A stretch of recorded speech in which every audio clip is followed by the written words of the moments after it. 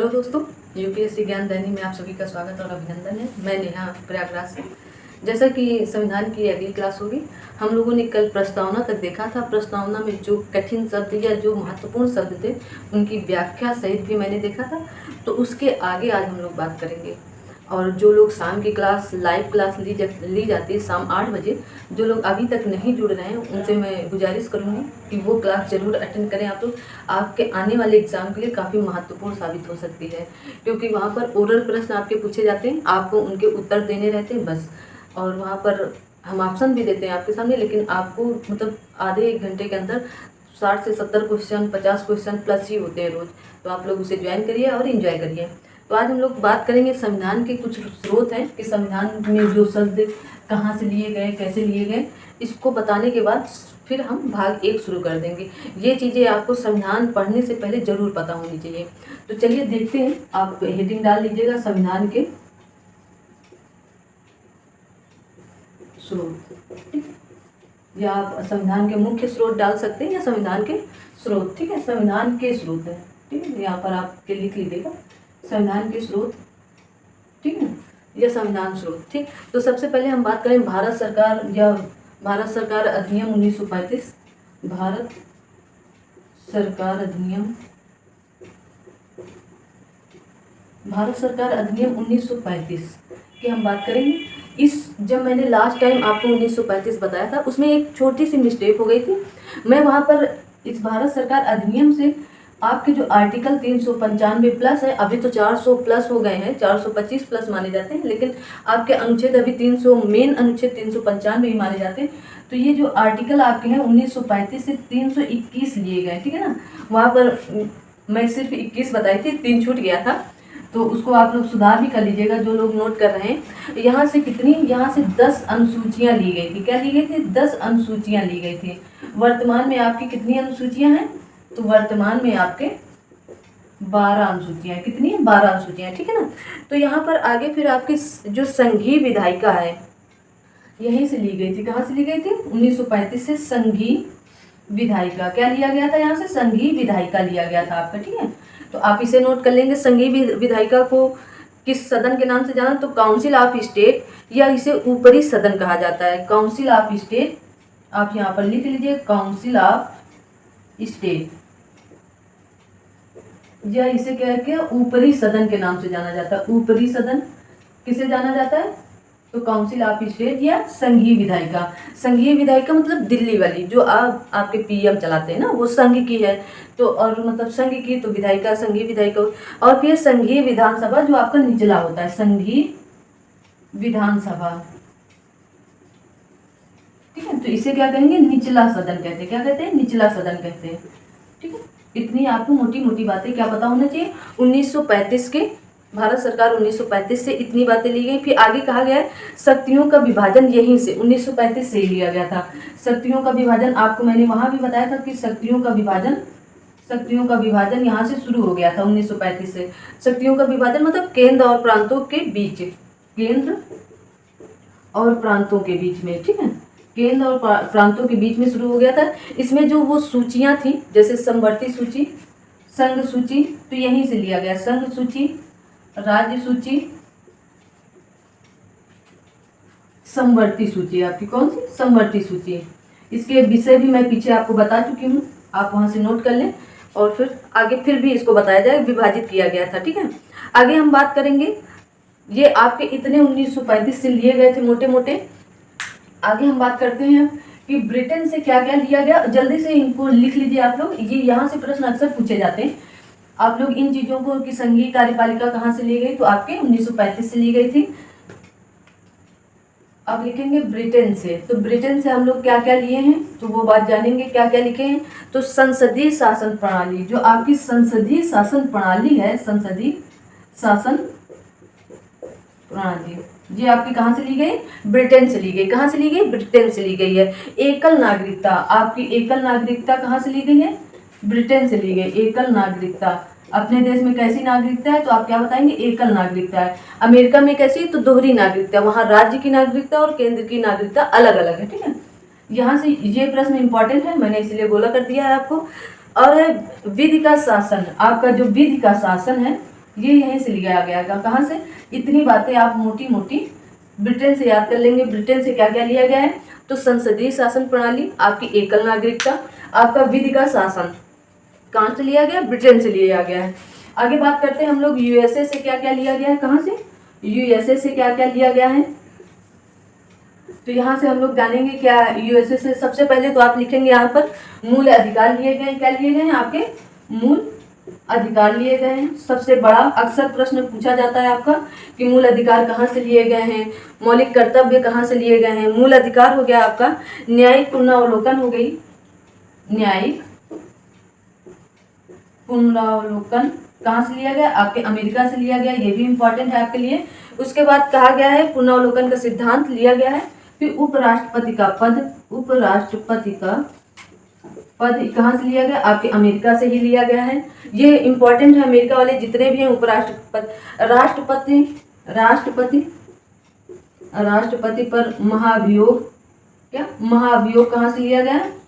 तो ये आपके अमेरिका से लिया गया। ये याद करिएगा, जितने भी मैं बोला करती जा रही हूँ वो चीज़ें आपको याद ही करनी है। तो राष्ट्रपति पर महाभियोग, न्यायपालिका की स्वतंत्रता, न्यायपालिका की स्वतंत्रता, न्यायपालिका की स्वतंत्रता कि न्याय किसी के दबाव पर या किसी से डर कर काम नहीं करती है, हमेशा स्वतंत्र रहती है। जिसके अपने मतलब पक्ष विपक्ष की बात है उसी की बात करेगी, ठीक है ना। सुप्रीम कोर्ट और हाई कोर्ट, सुप्रीम कोर्ट या सुप्रीम कोर्ट और हाई कोर्ट, हाई कोर्ट के न्यायाधीशों को हटाने की प्रक्रिया, हाई कोर्ट के न्यायाधीशों को हटाने की प्रक्रिया कहाँ से ली गई है? तो आप क्या बताएंगे? यूएसए से ली गई। कहाँ से ली गई? अमेरिका से ली गई। ये आपके लिए काफ़ी इंपॉर्टेंट है। अमेरिका वाला तो खास करके इम्पोर्टेंट है, आप पूरे के पूरे याद कर लीजिएगा। सबसे पहले ब्रिटेन, आप 1935 का भी संघीय न्याय मतलब संघीय विधायिका, संघीय न्यायपालिका कहाँ से ली गई है? तो सब ये क्या बताएंगे? 1935 से ली गई ना। और फिर संसदीय शासन प्रणाली आपकी ब्रिटेन से ली गई, एकल नागरिकता आपकी ब्रिटेन से ली गई, विधि का शासन आपके ब्रिटेन से लिया गया।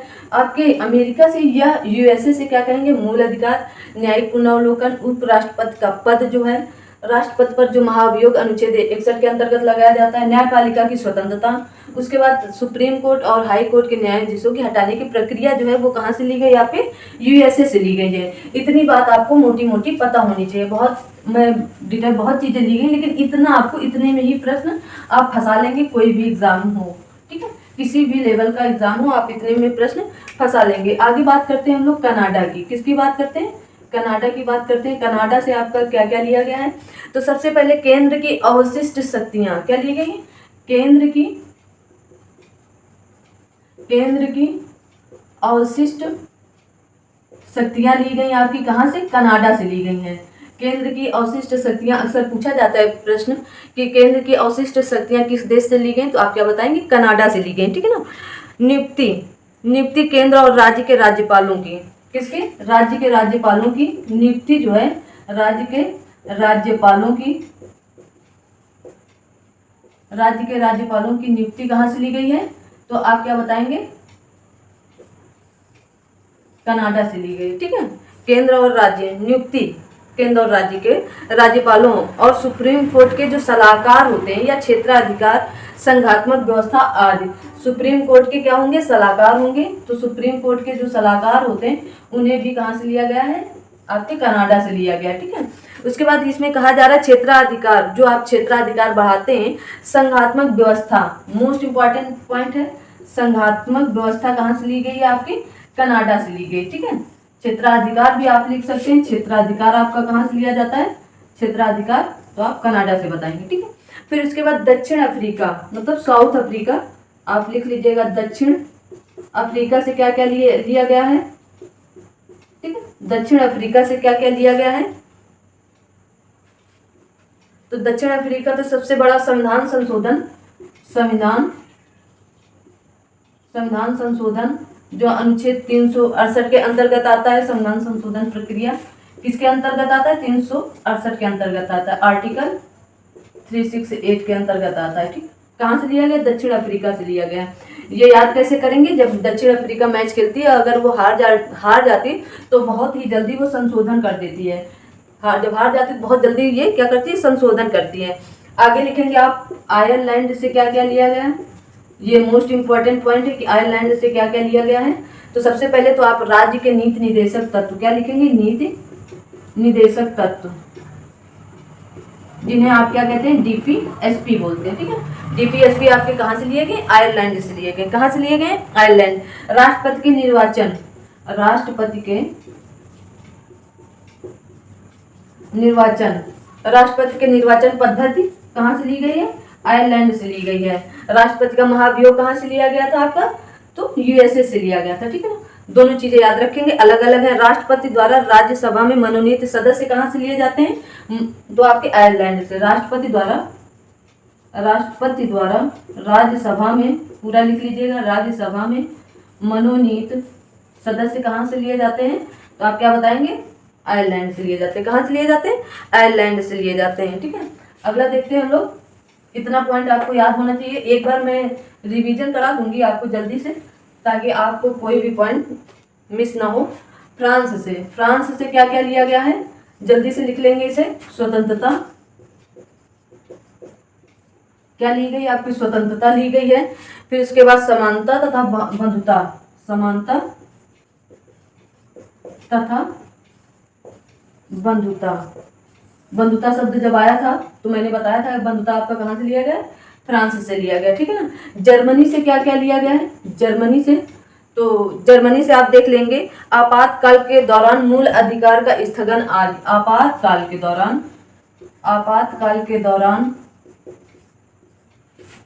मूल अधिकार का स्थगन आदि कहाँ से लिया गया, जर्मनी से, स्थगन आदि।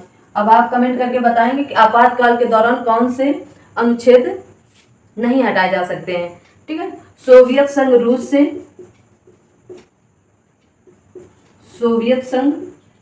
कोष्टक में इसे रूस लिख सकते हैं, पहले सोवियत संघ ही बोला जाता है इसे। तो यहाँ से क्या लिया गया, आपके मूल कर्तव्य लिए गए हैं। ठीक है, आदि। बस इतना ही आपको याद करना है। जल्दी से मैं इसे रिवीजन करा देती हूँ, पीछे नीचे से ही चलते हैं ऊपर। तो आपका सोवियत संघ रूस से क्या लिया गया, मूल कर्तव्य लिए गए। जर्मनी से आपातकाल के दौरान मूल अधिकार का स्थगन आदि। फ्रांस से आपकी स्वतंत्रता, समानता तथा बंधुता ली गई। आयरलैंड से आपके सबसे महत्वपूर्ण पॉइंट है नीति निर्देशक तत्व लिए गए। सबसे महत्वपूर्ण पॉइंट है नीति निर्देशक तत्व का सिद्धांत या नीति निर्देशक तत्व लिए गए। राष्ट्रपति की निर्वाचन पद्धति ली गई। राष्ट्रपति द्वारा राज्यसभा में मनोनीत सदस्य लिए गए। दक्षिण अफ्रीका से सबसे बड़ा पॉइंट संविधान संशोधन लिया गया है। तो और राज्यसभा में सदस्यों का निर्वाचन लिया गया। राज्यसभा सदस्यों का निर्वाचन कहाँ से लिया गया, दक्षिण अफ्रीका से लिया गया। कनाडा से आपके केंद्र की अवशिष्ट शक्तियां ली गई हैं। राज्यपालों की नियुक्ति ली गई है। नियुक्ति केंद्र और राज्य के राज्यपालों की ली गई है। सुप्रीम कोर्ट के सलाहकार या क्षेत्राधिकार, संघात्मक व्यवस्था आदि ली गई। यूएसए से सबसे इंपॉर्टेंट, यूएसए सोवियत संघ और आपके फ्रांस, आयरलैंड है। बाकी आप देख लेना एक बार। मूल यूएसए से आपके मूल अधिकार लिए गए। न्यायिक पुनरावलोकन का सिद्धांत लिया गया। राष्ट्रपति का उपराष्ट्रपति का पद लिया गया। राष्ट्रपति पर महाभियोग लिया गया। न्यायपालिका की स्वतंत्रता ली गई। हाई कोर्ट, सुप्रीम कोर्ट के न्यायाधीशों के हटाने की प्रक्रिया कहाँ से ली गई, आपकी यूएसए से ली गई। ब्रिटेन से आपके संसदीय शासन प्रणाली ली गई है। एकल नागरिकता ली गई। विधि द्वारा शासन लिया गया है कि विधि द्वारा शासन कहाँ से है, तो आप क्या बताएंगे, कनाडा से, ब्रिटेन से है। फिर उसके बाद आप भारत सरकार अधिनियम 1935 जान ही रहे हैं। यहाँ से 321 अनुच्छेद लिए गए हैं। आपके 395 अनुच्छेदों में से 321 तो सिर्फ भारत शासन अधिनियम 1935 से लिए गए। 10 अनुसूचियां ली गई, जबकि वर्तमान में कुल 12 अनुसूचियां हैं। संघीय विधायिका, जिसमें काउंसिल ऑफ स्टेट ऊपरी सदन या संघीय विधानसभा निचला सदन है। शक्तियों का विभाजन केंद्र और प्रांतों में बट गया था, जिन्हें को 3 सूचियों के आधार पर विभाजित किया गया था, जो आपकी संघ सूची, राज्य सूची और संवर्ती सूची थी। ठीक है, इतनी बात आप मोटी मोटी जान लिए हैं। तो चलते हैं आगे, इसके क्या चलेंगे, अब इसके आगे देखते हैं हम लोग। तो इसके आगे क्या है आपका, तो अब हम पढ़ेंगे, क्या पढ़ेंगे, अनुच्छेद 1 की बात करेंगे, मतलब भाग 1। तो भाग 1 में क्या है, आप भाग 1 आर्टिकल 1 से 4, इसका नाम क्या है, भारत संघ और उसके राज्य क्षेत्र। क्या है, भारत संघ और उसके राज्य क्षेत्र। ठीक, इतनी बात जानेंगे। तो इस सबसे पहले क्या है, जैसे मैंने बता दिया, भाग 1 पढ़ेंगे, आर्टिकल 1 से 4 तक पढ़ेंगे, भारत संघ और उसके राज्य क्षेत्र। भारत संघ और उसके राज्य क्षेत्र का उल्लेख किया गया, ठीक है। तो अब बात करते हैं आपके आर्टिकल 1 की बात करते हैं, ठीक है। बस सीधे मुद्दे की बात करते हैं हम लोग, आर्टिकल 1 की बात करते हैं। तो इसमें कहा गया है संघ का नाम, जो संघ होगा उसका संघ का नाम इंडिया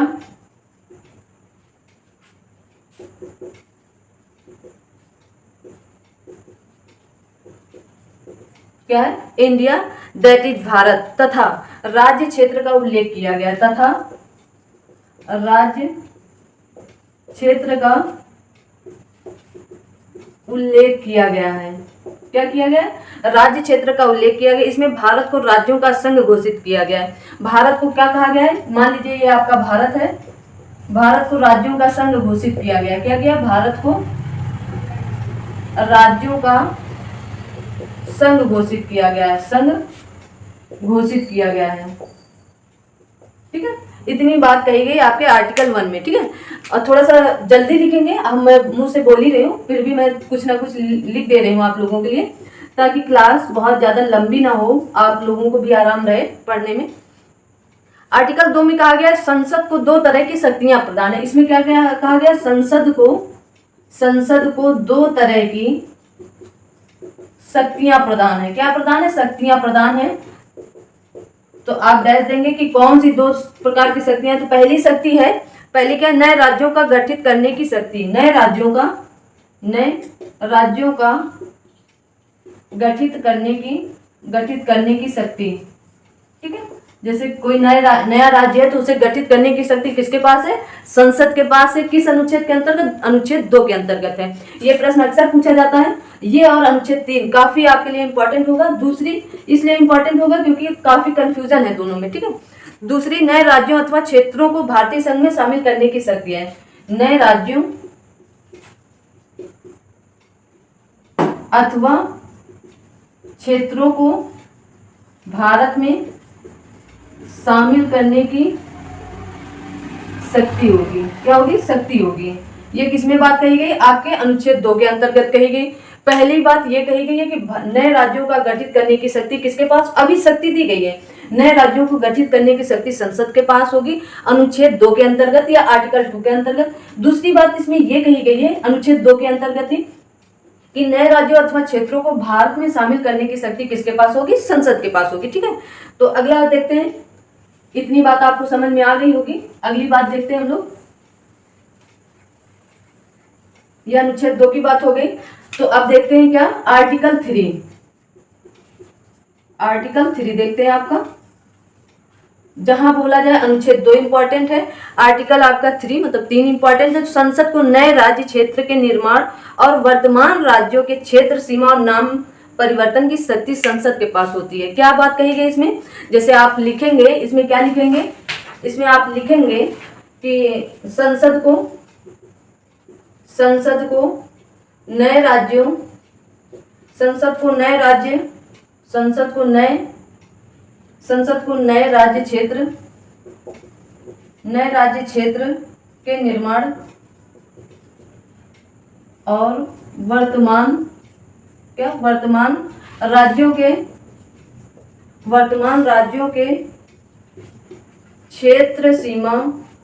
के क्षेत्र या सीमा, वर्तमान राज्यों के क्षेत्र और नाम परिवर्तन की शक्ति, नाम परिवर्तन की शक्ति किसके पास है, संसद के पास है। जैसे संसद को नए राज्य क्षेत्र के निर्माण तथा वर्तमान राज्य क्षेत्र की सीमा और नाम परिवर्तन की शक्ति, जैसे आजकल आप देख ही रहे हैं नाम परिवर्तन का बड़ा क्रेज चल रहा है, ठीक है ना, क्या चल रहा है, बड़ा क्रेज चल रहा है। भारतीय संविधान, इसमें एक बात और कही गई जो बहुत ही अच्छी बात कही गई है कि भारतीय संविधान संसद को भारत के किसी भूभाग को किसी अन्य देश के लिए हस्तांतरित करने की शक्ति नहीं देता है। यह अनुच्छेद 2-3 के अंतर्गत ही बात कही गई है कि भारतीय संविधान आपका जो संविधान है, संसद को ये शक्ति बिल्कुल नहीं देता है कि भारत का कोई भूभाग हो वो किसी अन्य देश को दे या हस्तांतरित करे, ऐसा बिल्कुल नहीं कहा गया। इसी में आप लिख लेंगे या समझ लीजिए, ठीक है। लेकिन अभी तक 2 बार ऐसा हो चुका है, अभी तक 2 बार ऐसा हो चुका है कि भारत का जो क्षेत्र है वो कभी बांग्लादेश की तरफ दिया गया है, कुछ भूभाग बांग्लादेश को दिया गया है। आपका जैसे 100वां अनुच्छेद, यहीं पर वो अनुच्छेद मतलब संशोधन नोट कर लीजिएगा। तो कौन सा 100वां संविधान संशोधन, जो जहां पर आपके काम का होगा वो आपको बता दिया जाएगा कौन सा है। 2015 में आया था, 100वां संविधान संशोधन 2015 में आया था आपका, ठीक है। तो यहाँ क्या किया गया था, यहाँ आप लिख लेंगे, भारत ने बांग्लादेश को कुछ भूमि हस्तांतरित की थी। भारत ने बांग्लादेश को कुछ भूमि हस्तांतरित की थी, ठीक है। कब की थी? 2015 में। 100वां अनुच्छेद, जो भी अनुच्छेद, अरे 100वां अनुच्छेद नहीं, 100वां संविधान संशोधन है। 100वां संविधान संशोधन आपके जो 100 के बाद के संविधान संशोधन या 100 से लेकर जितने भी काफी इंपॉर्टेंट है, उसके आगे के जितने भी इंपॉर्टेंट है वो भी बताए जाएंगे। एक केस और था जो आपका 9वां संविधान संशोधन था, उसमें भी यही काम हुआ था। और ये बातें कहाँ कही गई हैं ये भी आपको अभी बताती हूँ मैं। तो ये कहा गया है कि 9वें संविधान संशोधन द्वारा क्या गया, द्वारा जो इसके संविधान संशोधन के द्वारा ये कब हुआ था आपका 1960 में हुआ था। कब हुआ था? 1960 में हुआ था। बिल्कुल याद रखना इस चीज को, कब हुआ था? 1960 में हुआ था। इसमें कहा गया था इस संविधान संशोधन के द्वारा जो पूर्वी बांग्ला है, जो आपका पूर्वी बांग्ला क्षेत्र पाकिस्तान को स्थानांतरित कर दिया गया था। पूर्वी बांग्ला क्षेत्र को पाकिस्तान को स्थानांतरित कर दिया गया था, ठीक है। ये आपको स्पष्ट चीजें या स्पष्ट बात आपको कहाँ मिलेगी, तो आप कहाँ देखेंगे? वेरुवादी संघ में देखेंगे या वेरुवादी वाद में देखेंगे। आप वेरुवादी वाद या संघ पढ़ेंगे तो आपको वहां ये बातें स्पष्ट कही गई, 1960 वाली भी और ये वाली भी, ठीक है। ये 2 बातें आपको बताई गई हैं।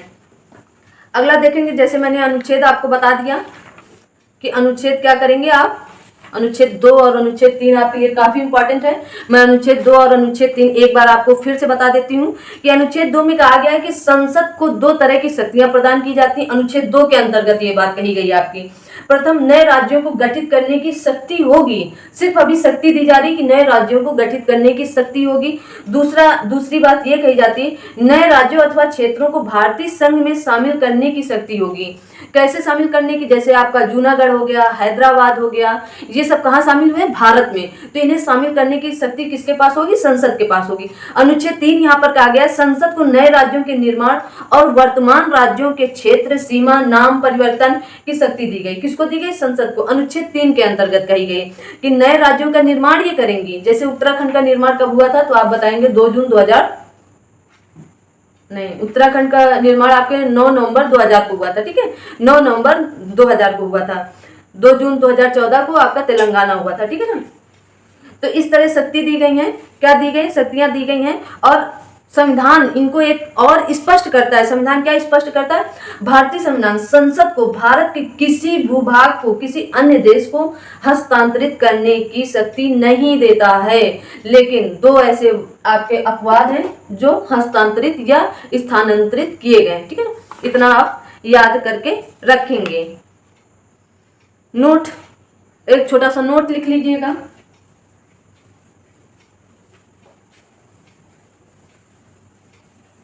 क्या लिखेंगे? नोट लिखिएगा आप। तो नोट में है आर्टिकल, अनुच्छेद 2 तथा 3 से संबंधित प्रावधान के तहत संसद द्वारा किए गए संशोधन को आर्टिकल 368 के तहत संशोधन नहीं माना जाएगा। सबसे बड़ी बात कही गई। क्या कही गई है? इसीलिए इसे क्या कहा जाता है? नोट करके आप अपनी बुक में बड़ा बड़ा नोटबुक में लिख लीजिएगा कि अनुच्छेद 2 और 3 से संबंधित प्रावधान, 2 आर्टिकल 2 और 3 से संबंधित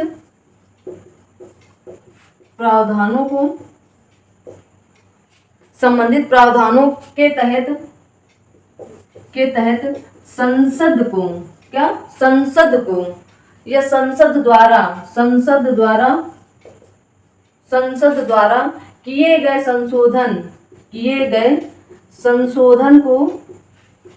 संशोधन को आर्टिकल 368 के तहत संशोधन नहीं माना जाएगा। ठीक है, ये बात आपको एकदम कंफर्म पता होनी चाहिए। क्या कि आर्टिकल 2 और 3 क्या आपको पता होना चाहिए। आर्टिकल आपका 2 और 3 से संबंधित प्रावधानों के तहत संसद द्वारा किए गए संशोधन को आर्टिकल 368 के तहत संशोधन नहीं माना जाएगा। ठीक, ये संसद की बात हो गई है। इसे संसद द्वारा, जो इसके आर्टिकल 2 और 3 के प्रावधान, इसे संसद द्वारा सामान्य बहुमत या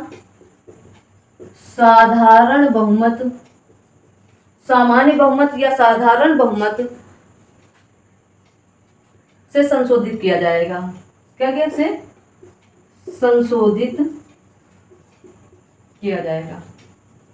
ठीक है, ये बात आपको इतनी पता होनी चाहिए। ये आपके लिए काफी इंपॉर्टेंट बात हो गई है। हर जगह ये बात आपको नहीं बताई जाती है, ना कोई जल्दी बताएगा, लेकिन हम आप से इसलिए बता दें ताकि आपके एग्जाम में कोई भी प्रश्न गलत ना हो पाए। ठीक है, अब देखते हैं बात यहाँ पर क्या हो गई है कि राज्य के अनुच्छेद जैसे 3 बताया गया है कि किसी राज्य का नाम परिवर्तन करना या वर्तमान क्षेत्र में कुछ परिवर्तन करना वगैरह वगैरह चीजें यहाँ बताई गई। तो अब आप लिखेंगे भाषाई आधार पर, क्या लिखेंगे, भाषाई आधार पर राज्यों का पुनर्गठन। भाषाई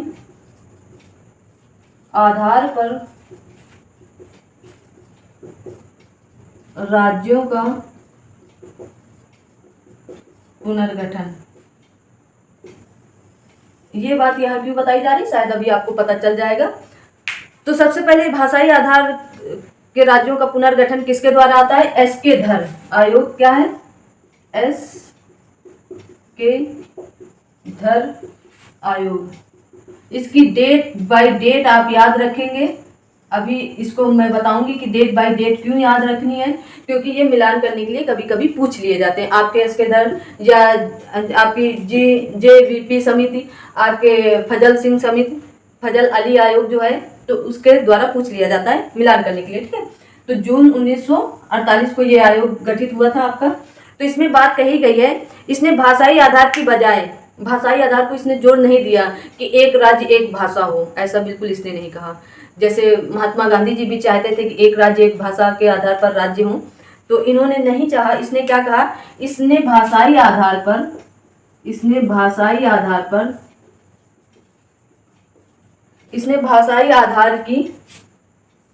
आधार की आप शब्द से पकड़ कर लिखेंगे, भाषाई आधार के बजाय प्रशासनिक, क्या बात कही गई कि प्रशासनिक सुविधा के आधार पर अनुशंसा की। प्रशासनिक सुविधा के आधार पर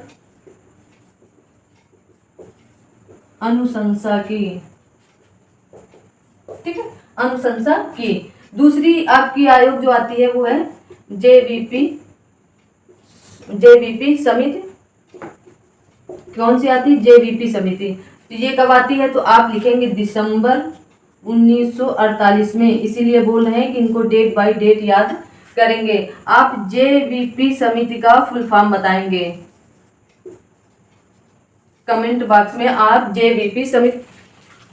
JVP का फुल फॉर्म बताएंगे। ठीक है, आपका ये होमवर्क है। क्या है, आपका होमवर्क है। ये जो क्वेश्चन आपको होमवर्क के लिए दिए जाते हैं ये जरूर बताया करें। इस आयोग ने भाषाई आधार पर राज्य पुनर्गठन का खंडन किया। क्या कहा, इसने कहा कि इस आयोग ने भाषाई आधार पर राज्य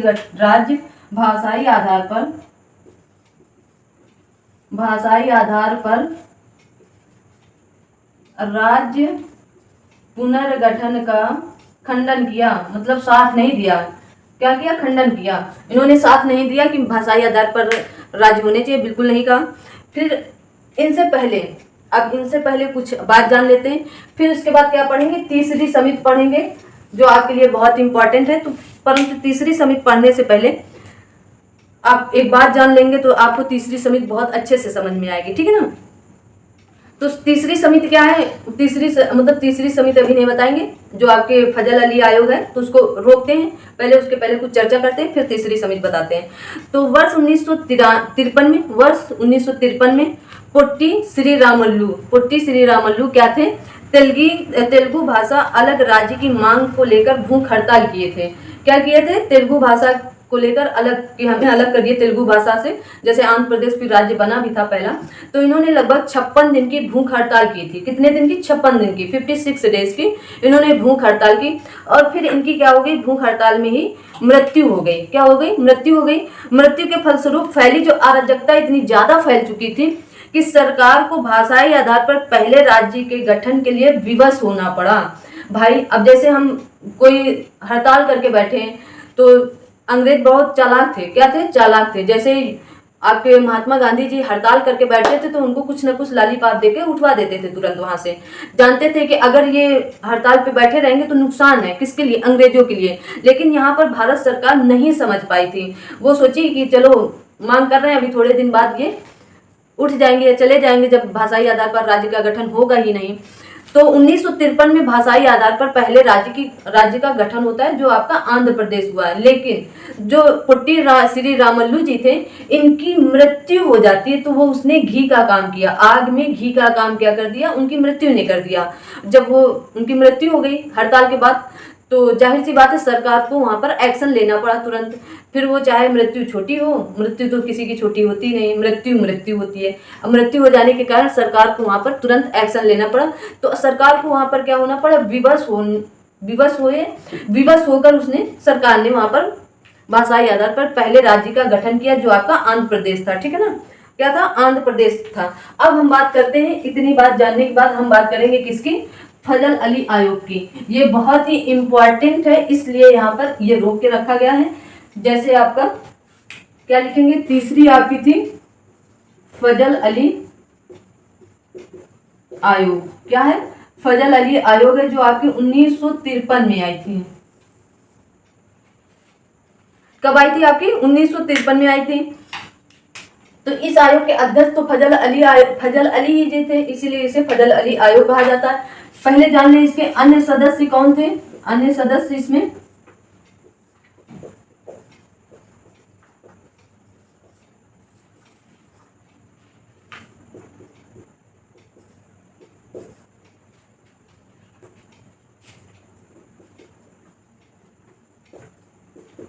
तो इसमें जो अन्य सदस्य वो आपके के.एम. पणिकर जी थे। कौन थे, के.एम. पणिकर जी थे, और फिर एच.एन. कुंजरू जी थे, ठीक है।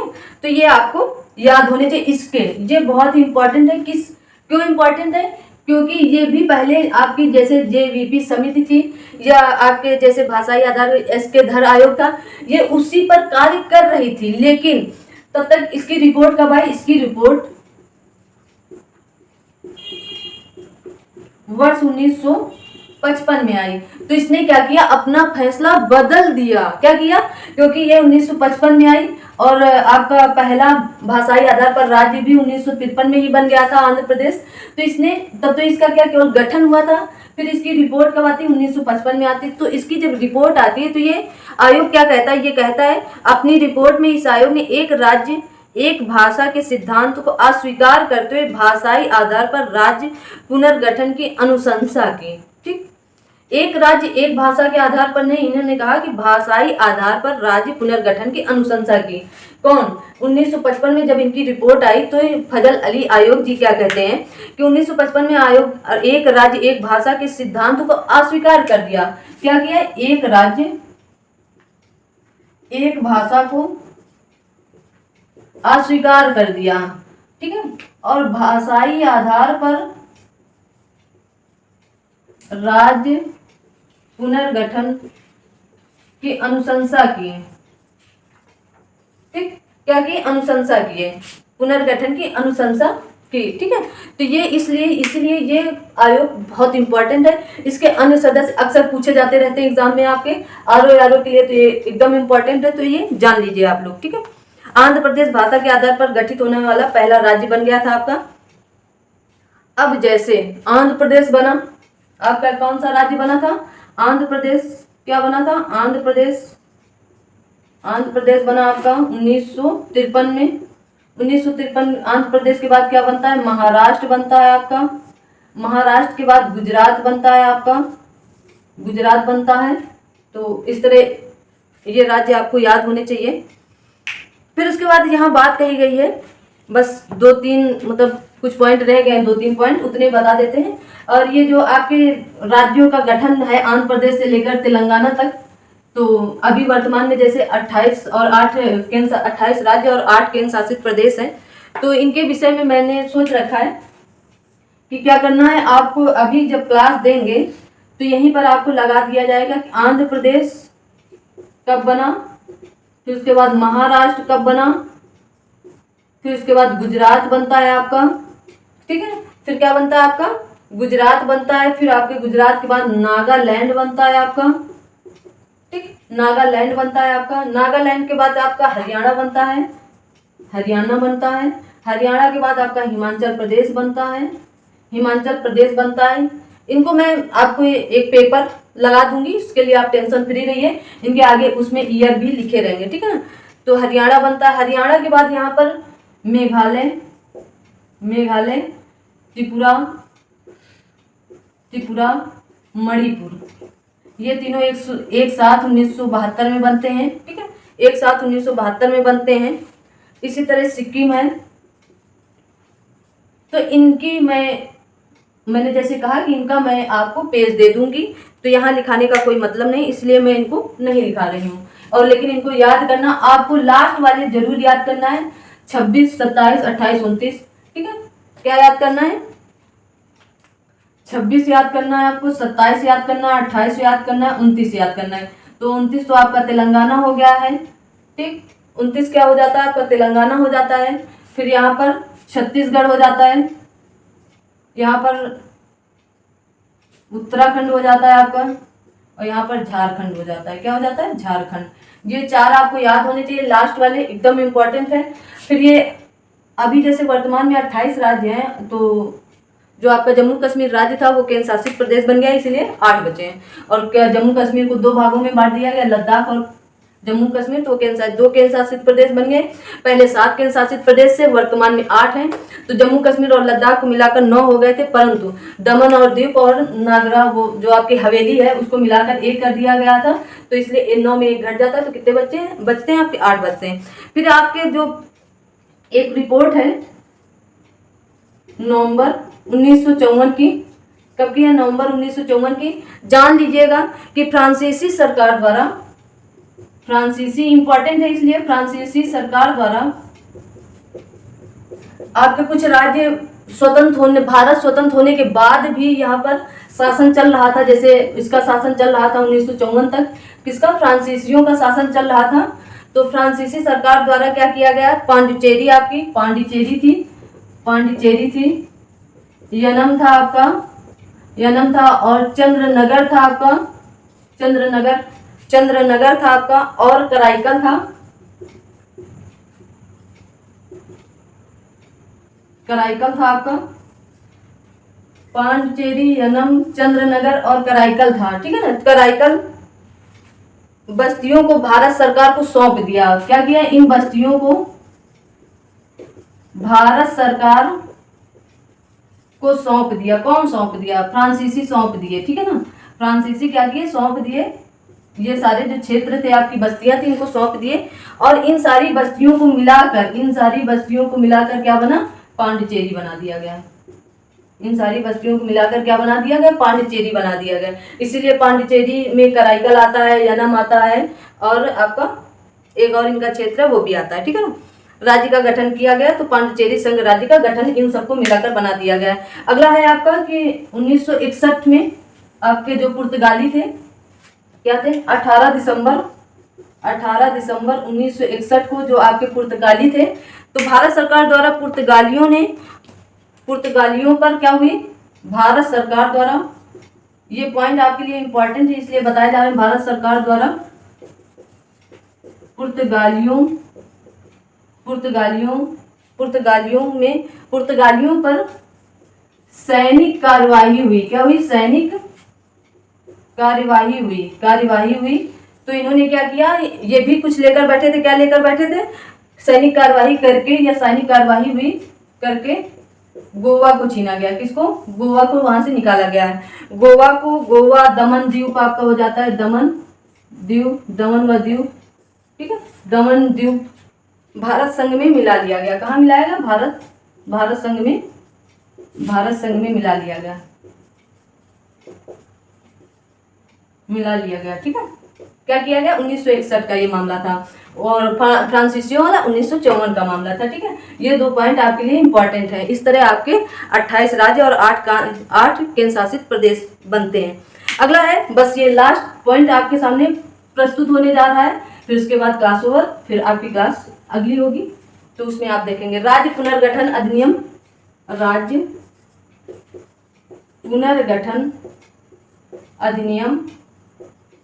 कब आता है? तो 1956 में आता है आपका। कब आता है? 1956 में आता है। तो भारत संघ में तब कितने राज्य थे? भारत संघ में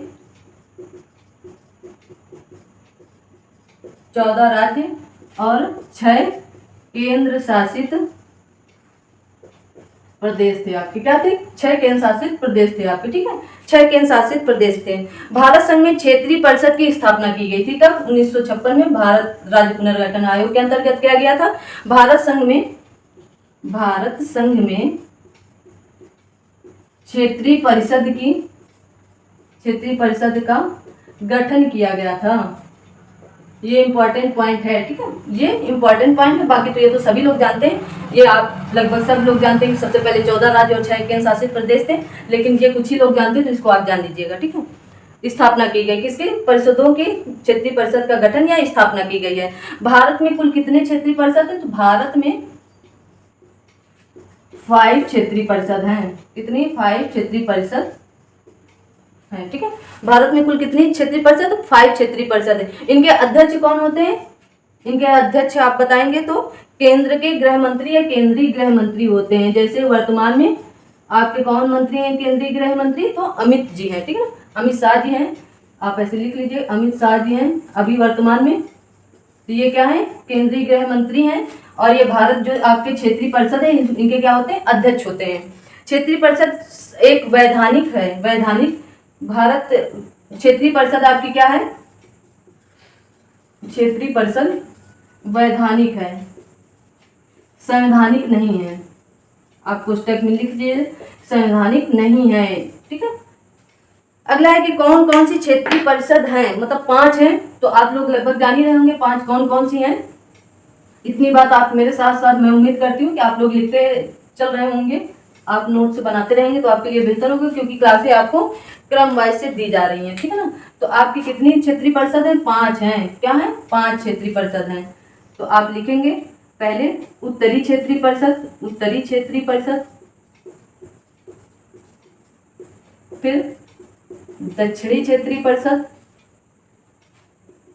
अब आप पूरा लिख लीजिएगा, दक्षिणी से क्षेत्रीय परिषद, फिर पूर्वी क्षेत्रीय परिषद, ठीक है, पूर्वी क्षेत्रीय परिषद, फिर आता आएगा पश्चिमी क्षेत्रीय परिषद, पश्चिमी क्षेत्रीय परिषद, और फिर आपका आएगा मध्य क्षेत्रीय परिषद, मध्य क्षेत्रीय परिषद, ठीक है। अब इनका मुख्यालय कहाँ पर है? तो उत्तरी क्षेत्रीय परिषद आप कहाँ बताएंगे? तो उत्तरी का आपका कहाँ पर हो जाएगा? नई दिल्ली। कहाँ पर है? नई दिल्ली, ठीक है। दक्षिणी का आप क्या बताएंगे? चेन्नई। क्या बताएंगे? चेन्नई बताएंगे। पूर्वी में क्या बताएंगे आप? कोलकाता बताएंगे। क्या बताएंगे? कोलकाता बताएंगे। पूर्वी में आप क्या बताएंगे? कोलकाता बताएंगे। पश्चिमी में क्या बताएंगे?